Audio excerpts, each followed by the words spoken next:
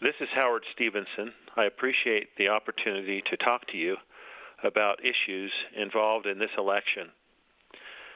I began in politics at the age of 13 when, as a young boy, I watched on television Ronald Reagan speaking on behalf of Barry Goldwater, who was running for president. I was living at the time in Fredonia, Arizona, and Goldwater had made Fredonia his lucky town, where he came on the last leg of his campaign. As I watched that speech by Ronald Reagan, it was actually a fundraiser. It was televised several times with the 3 channels that were available in those days. As I watched him give that speech, I realized that I was a conservative, that I understood that we want to keep government off our backs and out of our pockets and keep it in its place so that free people can do what they do best, so that the American economy can do what it does best. And I have believed in conservative values ever since.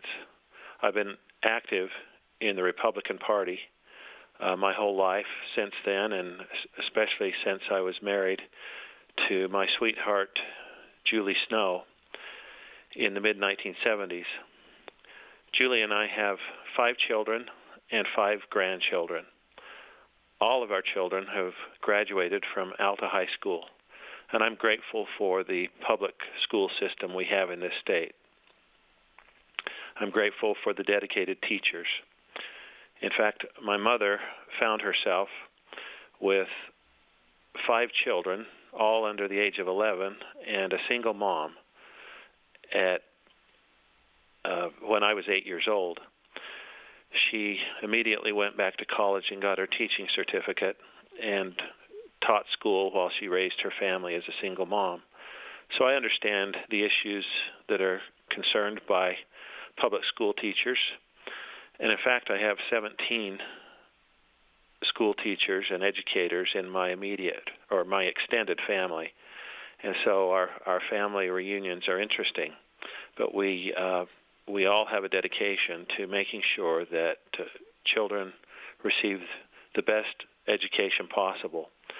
For that reason, as chair of the Public Education Appropriations Subcommittee, I have fought hard to get adequacy of funding in our budget. In fact, the last session, we were able to win a 12.8% increase in state funding for public education. That is a record since 1990 and is a record in the amount of actual dollars in the entire state history. We've had a few school districts and others who have expressed great gratitude for the amount of increase that was given this year. By some accounts, you would think that the legislature didn't do much for education in the last 10 years. But we have increased public education spending by over $1.5 billion in the last 13 years. I'm also dedicated to ensuring that taxes are fair and that they are reduced where possible. I have fought hard for Utah's tax limitation law and also to ensure that legislation coming forward will empower the elderly to stay in their homes even after their ability to pay their taxes has expired, by being able to defer those taxes until they sell their home. I've also fought hard to protect your property rights against eminent domain, to ensure that government cannot take one person's private property and give it to another private property owner. If government uses the power of eminent domain to take our property, it needs to be for actual government projects and not for projects that are to enrich others.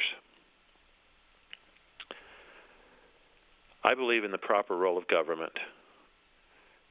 Government should do as little as possible and allow the private sector to do what it does best. For that reason, I have sponsored legislation and continue to work for privatization of government services to keep government out of the business of business. At the same time, I have fought to ensure that government doesn't give benefits at the expense of school systems for developers who then develop retail projects for cities, and we've had some success there. I'm grateful to be running. If you have questions, I would love to hear from you.